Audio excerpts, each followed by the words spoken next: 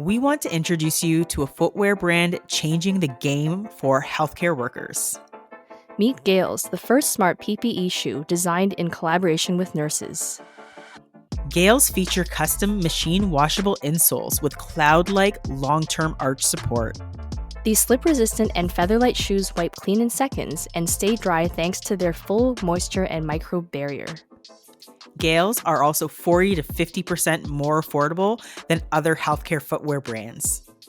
You can shop now at weargales.com and use the code GN10, that's G as in gritty, N as in nurse, 10, for 10% off your order. So what are you waiting for? Shop Gales now.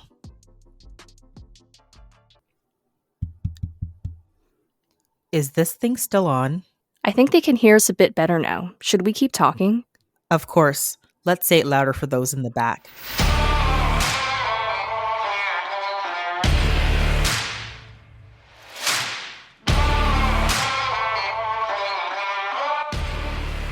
Hi, and welcome to the Gritty Nurse Podcast, an unfiltered discussion about health and healthcare. My name is Amie Archibald-Varley. And my name is Sarah Fung. And we are your podcast hosts. If you're listening on Apple Podcasts, Spotify, YouTube, iHeartRadio, or any other podcast platform, don't forget to hit subscribe so you can get updates on new episodes. If you love our podcast and our advocacy work, please go to www.grittynurse.com and click on the Support Us button. This will give you access to exclusive episodes and early releases on a monthly basis. This will help us with the cost of running the podcast, the time and energy to put out awesome and informative episodes. And for that, we thank you and we appreciate you.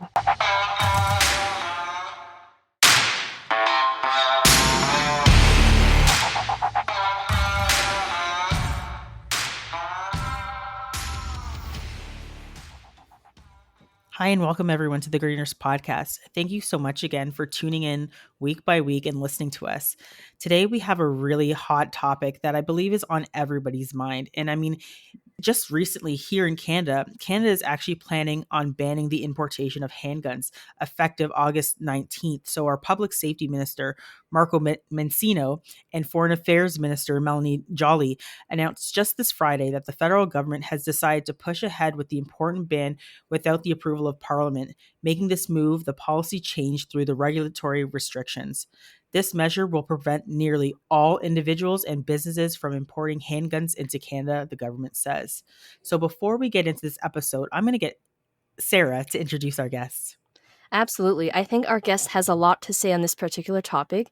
So today we have Dr. Mark Shapiro, who is a practicing hospitalist and the creator, producer, and host of Explore the Space podcast, a show focused on bringing those who provide healthcare and those who seek healthcare closer together through conversations with leaders from across the spectrum. He is also a TEDx speaker, delivering his first TEDx in March 2021. Dr. Shapiro has been in full-time clinical practice as a hospitalist since 2006. He has served as both hospitalist medical director and member of the board of directors. He earned a BA in history at University of California, Los Angeles, attended medical school at Baylor College of Medicine, and completed his internal medicine residency at University of California, San Diego. Dr. Shapiro is an active voice on social media and can be followed on Twitter at ETS Show, Instagram at Explore the Space Show, and LinkedIn at Mark Shapiro MD. Wow, that is a mouthful. I'm sure that's not even half of what you've done, but I just wanted to welcome you to the Gritty Nurse Podcast. It's very kind of you to say. It's a very kind introduction. I'm absolutely delighted to be here. I like to think of the things that we do are the things that actually impact lives, not so much what we list on CVs, but what we actually do out there at the sharp edge. So great to be here with the two of you who I know have done much of that kind of work. Yeah, definitely. So maybe you could tell us a little bit about your journey into medicine and how you got into podcasting. This is a question that Amie and I get all the time, and I'm really curious about your story. Yeah, it's my story about how I got into medicine has actually changed since I became a dad. I'm a third generation physician. My dad was a doctor and his dad was a doctor. So when I was growing up, I didn't think I would go into medicine. When I went to UCLA, I did not plan to go into medicine. I was working as a sports writer. I was a history major. I ended up getting my degree in history. Worked in a hospital, had a great experience doing it, loved it, really felt like this is a place where I could see myself forming a career. and went to medical school, did my residency, and I've enjoyed my career. I've been a full-time clinical practice as a hospitalist since 2016. But I always felt like, I did this on my own terms and I made my own decision and things of this nature. I have a young son, and when he was really young, was already saying, "I want to be a doctor, Daddy. I'm going to be a doctor, Daddy. I need to go get my medical kit." There's something in the DNA. There's something there, and I embrace it. I'm very comfortable with it. I don't feel like I need to push against it, but there's something in my DNA. There's something in the water. There's something in the air that drew me to the field, and I'm glad of it. I'm proud of it. I love it. I'm excited that my son, right now, at least, has some enthusiasm around it. Whether he goes into it or not, we'll see. But I'm grateful to embrace that different approach to my journey. It feels a lot more satisfying. That's amazing. I mean, I think that, it's really cool to have that generational aspect as well. And I mean, I guess you get to see kind of, the various different aspects in terms of what, your father liked or what your grandfather and like why they got into it and Yeah. the various different modalities as well. So I think that's actually really cool. But also we know that you have a podcast. So tell us a little bit about your podcast. Yeah. So, I've always enjoyed storytelling. I've always enjoyed sort of the oral tradition. I was an early podcast adopter because I always liked audiobooks and things like that. I was doing work with a company that I still do work with, Practicing Excellence, which we do work around, clinician experience, mentorship, coaching, leadership, and felt like, they should have a podcast. So I saw what it took to actually launch one. So for me, the biggest barrier was the technical aspects and not feeling like, hey, I know how to do any of this stuff. I've never learned. Therefore, I'm, conflict averse, afraid of failure guy. Let's just not even wade into those waters. But I saw what it looked like, and it felt reasonable to try, and I was passionate about it because at that time I was kind of an early to mid-career attending, and there were clearly gaps in understanding that I was experiencing from the side of a physician and from those who I was seeking to take care of on a wide variety of topics. And so sort of set out with this very pie in the sky idea of, let's try to close some of these gaps. Let's try to have conversations with interesting, intelligent, engaged people on topics that seem like they matter, that topics that seem like they're important. And let's see what happens. And, explore the space. We started in 2015. It's blown every expectation I ever dreamed of completely out of the water. I'm almost at 300 episodes now. We've done this extraordinary eclectic mix of topics and guests, but really been able to hone in on things like gender equity, climate change, gun violence, leadership, coaching, Med Lasso, which is based on the TV show Ted Lasso. Lots of different things that have made this just an incredible journey. I'm super proud of it, and I have no idea where it's going next, but I absolutely love it. That's amazing. That's kind of the same journey that we're on, and Yeah. we're always excited when we meet other advocates, other podcasters that are doing the same work that we are. And I love the element that you mentioned. It's very similar. It's like the similar vibe to ours, where storytelling is super important. And I Yep. feel that's how you can connect with audience. That's how you connect with people, and it's also kind of the anchoring point in terms of advocacy as well. And I think that you kind of mentioned that at the top of the episode, and we're really going to get into some really good conversation today. And as we're talking about advocacy, I have noticed that you are a strong advocate in relation to gun control, gun violence as a physician. Was there a story or an incident or something that made you become much more vocal? That's a great question, and I think that as just like my journey about becoming a doctor changes over time, I think that my understanding of my own journey will probably evolve over time. Right now, I was in a space of just being receptive to change, doing things like starting to explore the space, getting comfortable on social media, which I hadn't been before, being mature enough as an attending to be able to look back on my training and understand that there were things that were sort of taught, inculcated, put forward as being normal that actually I felt like probably were not consistent with what I should be doing as a doctor. Learning to understand what it means to be a white male physician in the United States and the privilege that comes with that.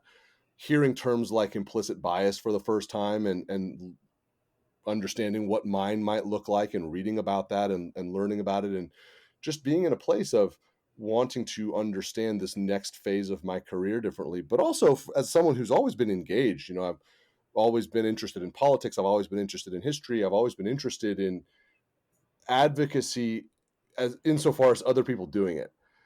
Because for me, it was physicians don't do this stuff. It's not our job. It's not our responsibility. It's unprofessional. It's not your fight. There was this whole litany of things that many generations of American physicians heard. And I came to realize that that was wrong. I didn't come to it through an epiphany. Really, really smart, kind, and intelligent people helped me to understand it. And the story that I share the most, because we know storytelling really can drive change. I had Dr. Mona Hanna-Attisha on Explore the Space podcast, and she's a pediatrician from Flint, Michigan. And she wrote a book called What the Eyes Don't See around the seminal research that she did exposing the lead contamination in the municipal water supply in Flint, Michigan that was affecting patients that she was seeing. And she spoke to local officials, city officials, state officials. She was criticized. She took all the slings and arrows, and she stood tall. Seeing her do that was extraordinarily inspiring for me. And then actually getting to speak with her, and the message that she shared with me on the show was every physician carries a megaphone, and we have a responsibility to use it. And that word choice really stuck with me. My career pivoted when I spoke with her, because in that space of understanding my privilege and understanding all of the different things that I was really well trained at, all of the different interests that I have, and now I'm creating a platform on a podcast in this booming, media sphere. I have a responsibility to wade into these things, acknowledging I can't do all of them, and acknowledging I'm going to make mistakes, and acknowledging that things will continue to change. But I have to wade in. On the subject of gun violence, the biggest thing was seeing the legion of physicians wake up to the issue vocally. And I don't mean to impugn that we weren't already involved, but there was that tweet from the National Rifle Association in November of 2018 that said physicians need to stay in their lane. Right. I remember that. I was fairly new on Twitter at that stage, but just seeing all these physicians all across America weighing in and saying, this is absolutely our lane. I had already been doing some stuff around gun violence on Explore the Space podcast, but that was where my megaphone needs to be, among other places, in this space.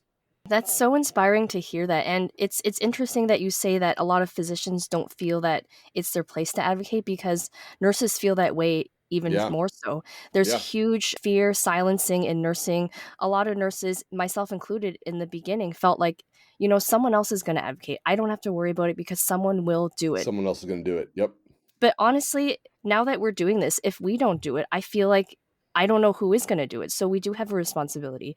And once you start on that journey, it just becomes easier, but it becomes just part of what you do. Like, you just get better at it. So I think that's really important. And I think even in terms of gun violence, there's been so many mass shootings this year, hundreds. And it just seems so easy for the media at least, to forget about what happens and people's lives.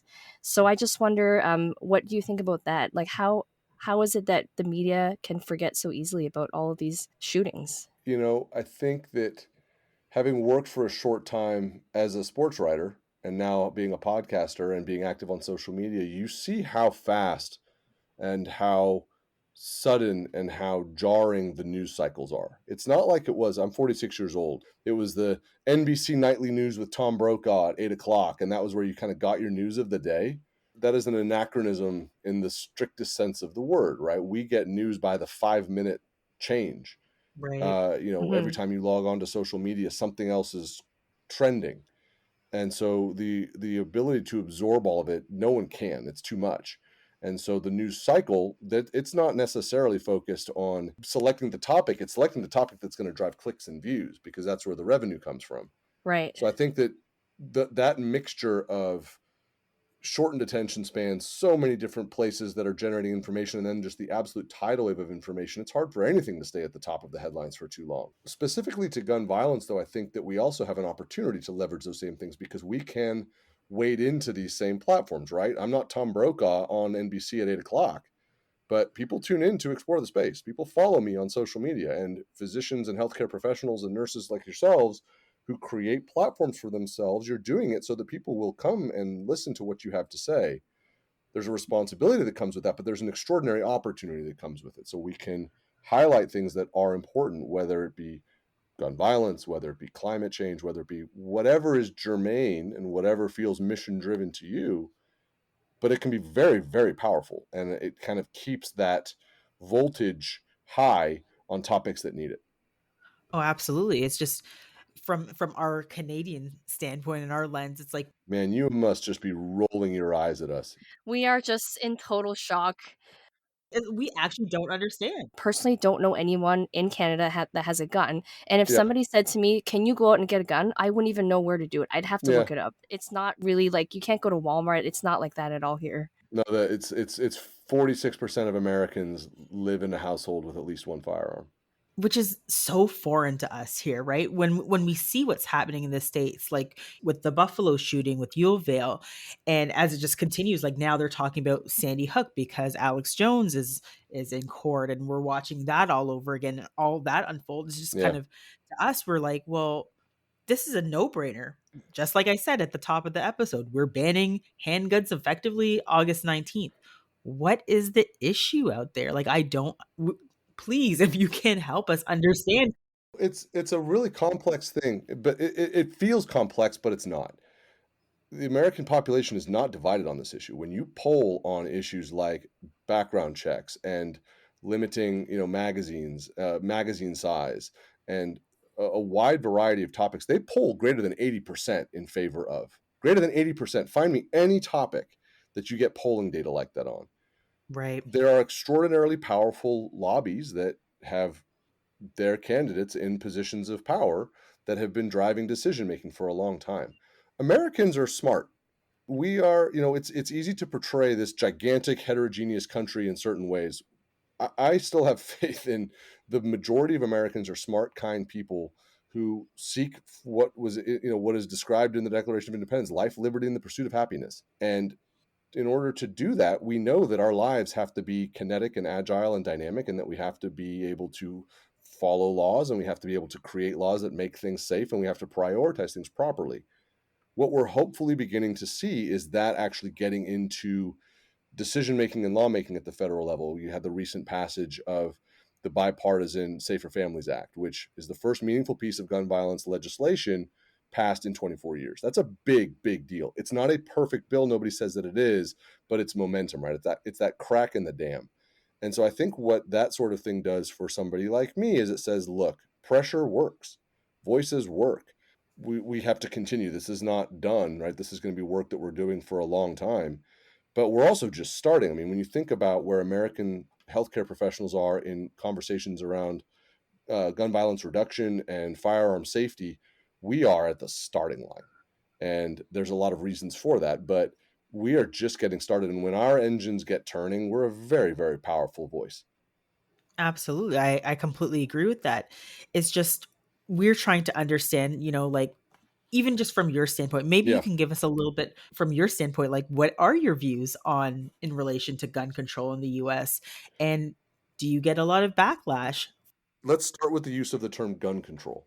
Okay. So, this is a term that was weaponized by the National Rifle Association in the early 90s. And I learned this point from the head coach of the Golden State Warriors, Steve Kerr, who came on Explore the Space podcast a little over a year ago. When he's out, on the road and things like that, he's a very, very active speaker around firearms and gun violence. And his point is that when you say gun control, you've lost the argument. You have walked right into a trap that was set by the verbiage around gun control basically being the government's going to come and knock on your doors and take your guns away. That is not what we're talking about. But when you say gun control, you've lost the discussion. So it's firearm safety, gun safety, violence interventions, gun violence reduction. These sorts of terms are much more effective.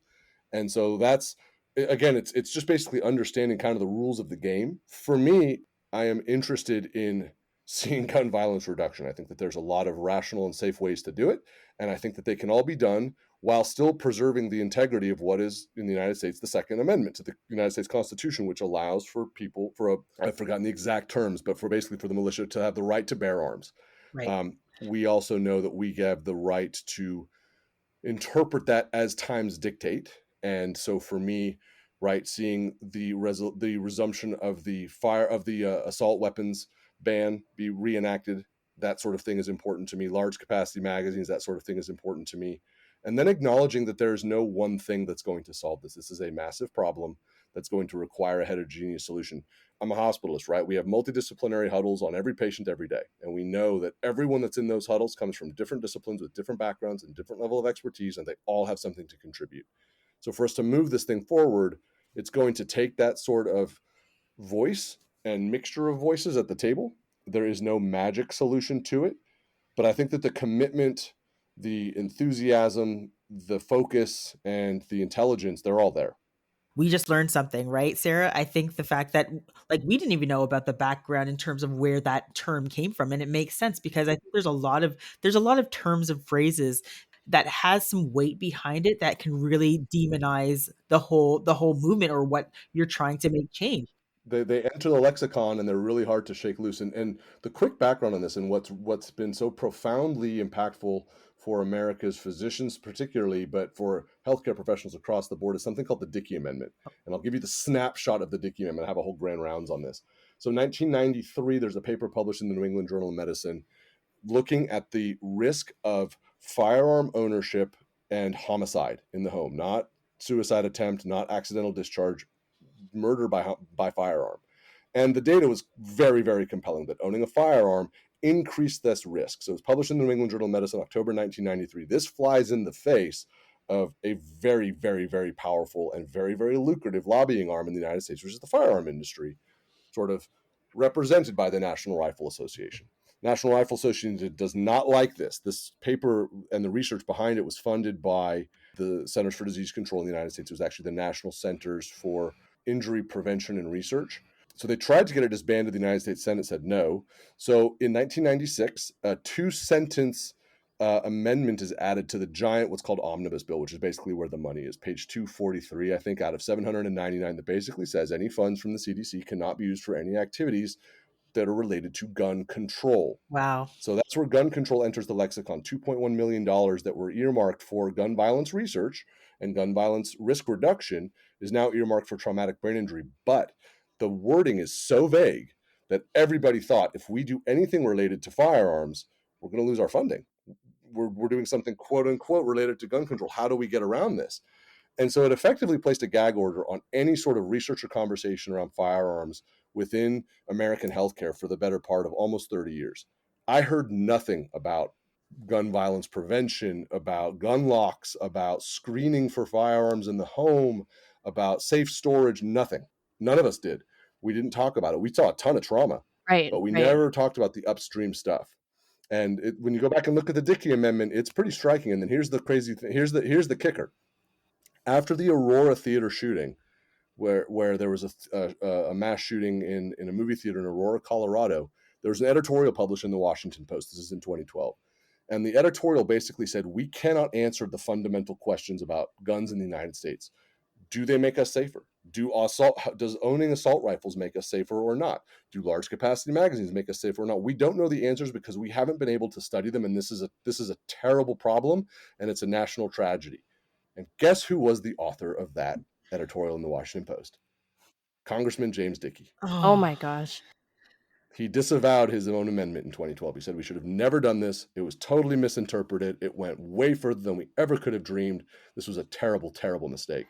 but that's where like words are so powerful, right? Holy. And that's so interesting because I mean, when you brought up that statistic just now, it made me think that I'm a huge research article nerd, and I've not seen one article on gun violence, and that makes sense. And what you even said makes sense. Just having a gun in the home, just having it accessible. I would think that if you're in a heightened state of, something's going on, you're really emotional, all of the Swiss cheese holes are lining up, that it could lead to violence, it being shot off. That makes total sense. And I kind of wonder, if there had been more research, would we even be having this conversation right now? That's a question I think about. It's a great question. If you think about the paper from 1993, right, it demonstrates that owning a firearm increases the risk of homicide occurring in that household. Right. As healthcare professionals, we don't tell people what to do. We talk through risks and benefits, and we try to help those who come to us make informed decisions that are the best for them and for their family and go forward. We screen for everything, right? We screen for seatbelt usage. We do colorectal cancer screening. You name it, we screen for it except one thing. We never ask people about, is there a firearm in the home? We're not taught how to do it. Those metrics are not tracked. Nothing about that is publicly reported. It doesn't exist. And that goes to show just how powerful This messaging was that this is not something that we even talk about or think about. And the problem with that is, like I said, right, approximately 45% of American households, there's at least one firearm present. And when you think about what's called secure storage, firearm being unloaded, the ammunition in the firearm stored separately, and the firearm having a lock mechanism on it, 40% from data from 2020, 44% follow all three secure storage practices. That's a bad mix. That's a risk for that's a setup for disaster, and we see those disasters happen every single day. Mm-hmm. Yeah, 100%. Like, just from a quality improvement standpoint, it's all there. It's insane that we have to have these conversations when it's like we know what markers we need to move to Right, get there to do the right. right thing, right? And I mean, I think that we need to talk about how can, like, folks like myself, Sarah, and other people who might not know what to do in terms of advocacy, like, where can we use our voice, our platform, Yeah, in relation to talking about gun violence? Because I think, like you said, people tell us to stay in our lane, but we know that when we work in the hospital, we've worked in pediatrics, I've worked in the emergency department. When we see that violence and that yeah. ripple effect, how can we not be a part of that? How can we not be a part of the politics of what happens? Because a lot of people say, oh, healthcare and politics, those are separate. They're not.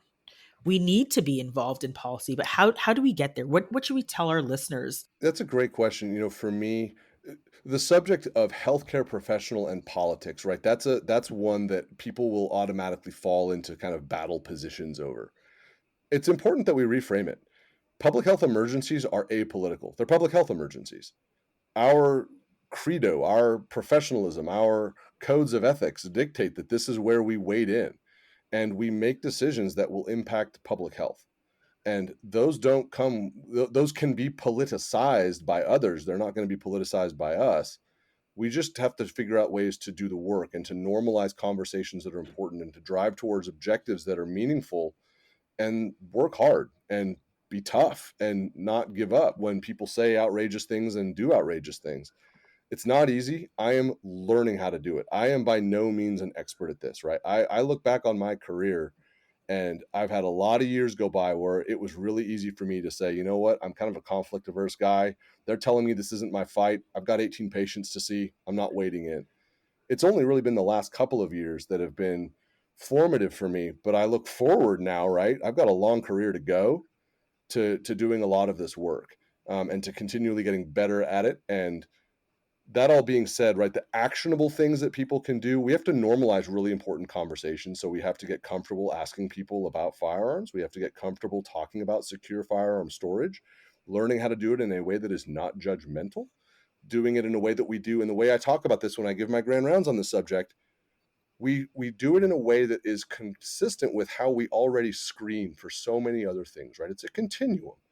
Assess interest, talk about the subject, see what the barriers are, see what their understanding of the issue is, follow up. If there's resistance at first, that's okay. We circle back. If someone's not interested in making interventions around smoking cessation, we don't stop. We don't like never bring it up again. Say, cool, next time you come in, we can talk about it some more if you want. Right. If you don't want to, that's okay too.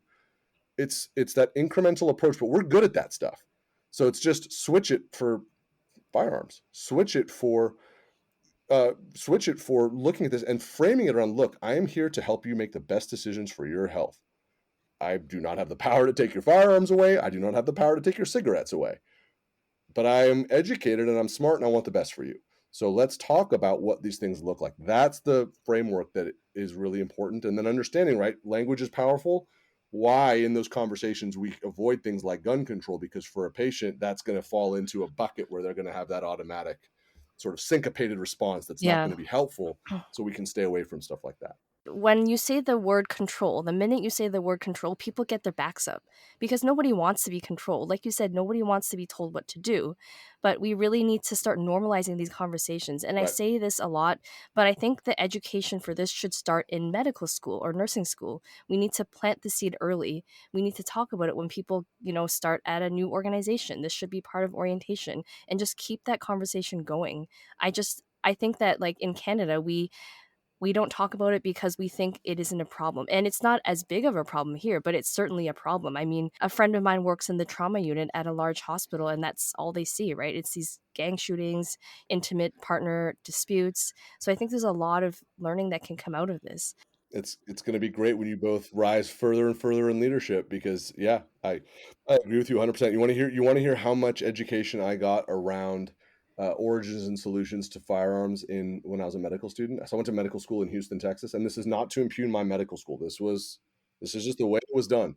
I love my medical school. I'm proud to have gone there, and everyone that went there will probably say something similar.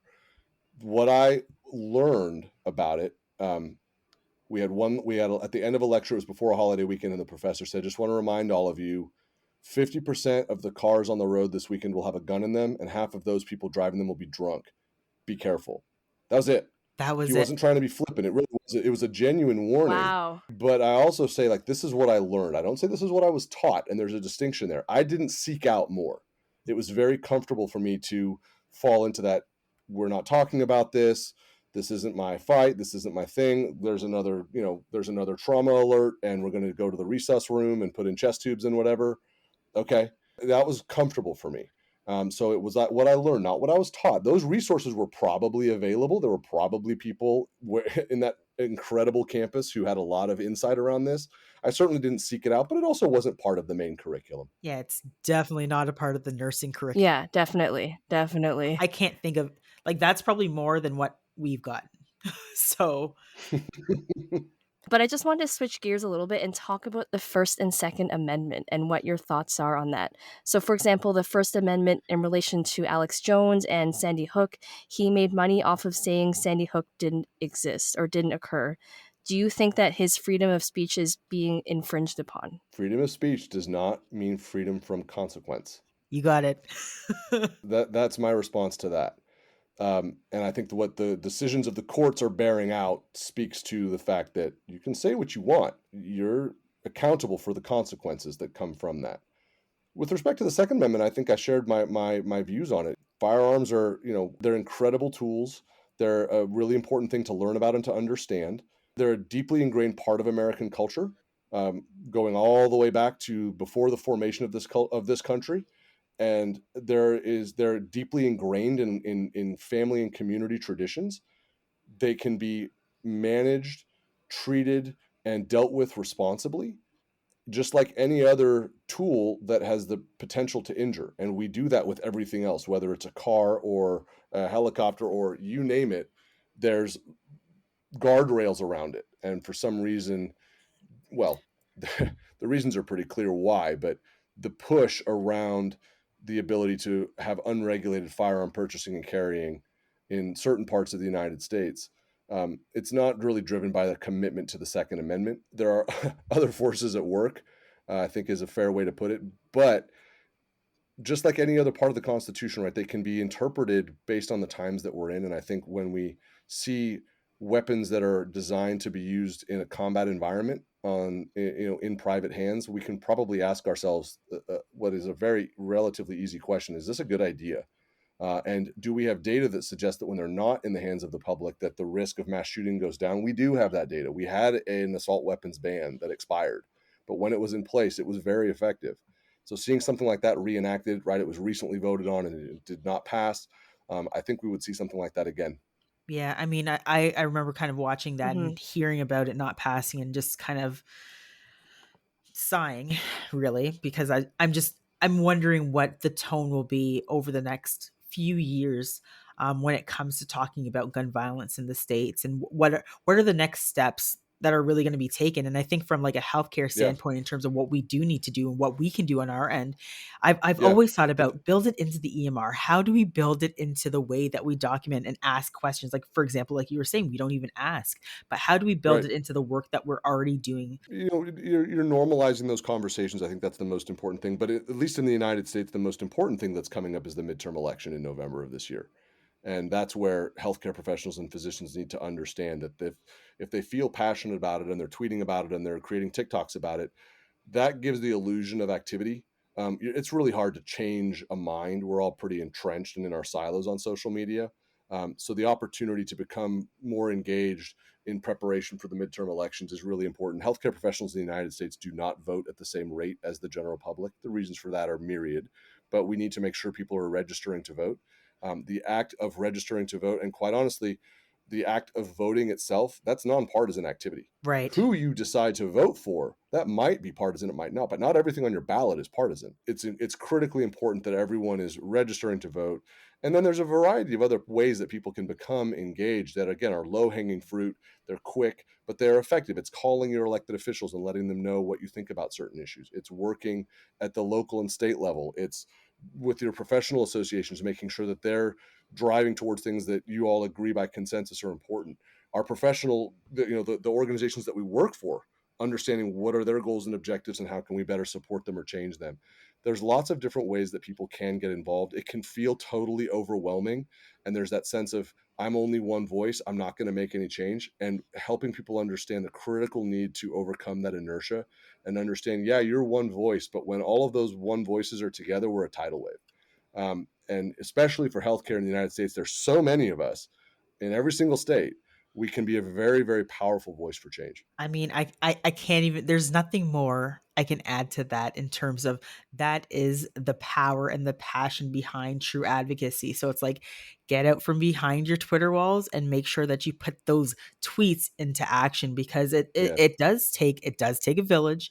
And you guys right. are like, I mean, I can't vote because I'm not American, but I mean, you guys need to get out there, make sure that Yeah. if you know one person who's not registered, help them get registered and get out there and please vote because we're watching here in Canada. That's right. We're watching very hard about what's going to happen Yeah. in the midterms. I pay a lot of attention to American politics and I'm not going to Yep. put my views out right now because I don't want people to do what they did here in Ontario when they had an idea that this person's going to win, this person's going to win and people decided not to vote. Go out and vote. Listen to Dr. Mark Shapiro. He's giving you the goods today. Make sure you That's get right. registered and make sure you go out and vote. Is there anything that we didn't capture, didn't discuss that you'd like to lend a couple last words to? I appreciate that space. I don't like platitudes. I don't find them to be effective, and people just sort of fall into their well-worn patterns when they hear one.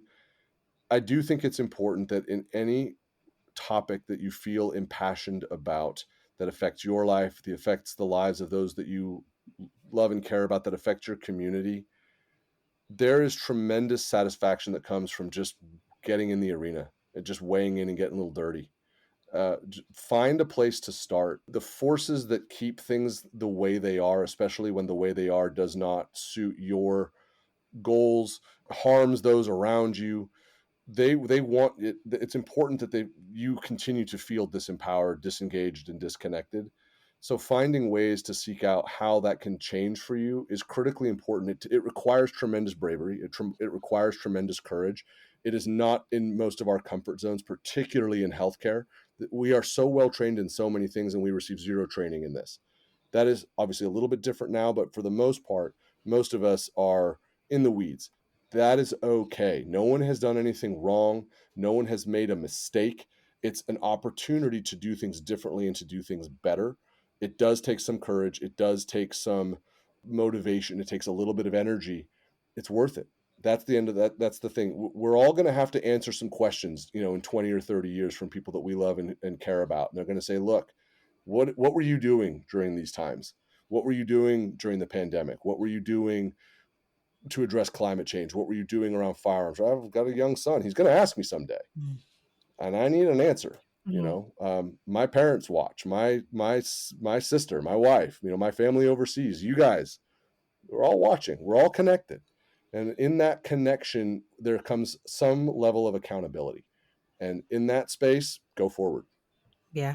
Wow. Really wise words. I think that anyone listening can take some of what you've imparted on us today, lots of wisdom, and just even take one step. So, if there's one thing you can do, get more educated, figure out what you can do to make a difference in your own community. If there is someone that you can talk to, give them more information. I think just start there. And what you said about staying in your lane, I think we need to just get rid of that mentality because a lot of people might think, well, I'm not an expert on gun violence. I don't know anything about it, but you can learn, right? Just as how you did. You learned, you educated yourself, you talked to people, you kind of found your own community. So I think this is all really important stuff we can all do. So thank you so much, Mark, for being on the podcast today. We will be including your links in the show notes so people can find you, listen to your podcast, and support you that way. Well, I appreciate that very much. And, these sorts of conversations, again, this normalizes activities that are really important. It normalizes us talking about being advocates instead of just saying, well, you're not doing it, so I'm not going to do it either. It normalizes the fact that we need to know that the international community is watching us and that there's going to be that sense of we're not necessarily, we don't have the same passport, but we're part of a shared community. And Absolutely. in that space, we have to do the right things and take the right proactive steps, strive towards life, liberty, and the pursuit of happiness. Yep, this is one conversation of many more conversations Yeah, to come on this. And yeah, I hope we'll circle back after the midterm elections. sure. That would be great. Thank you both very much for having me on. I really appreciate it. Thank you for coming to the Greeners podcast. Thank you.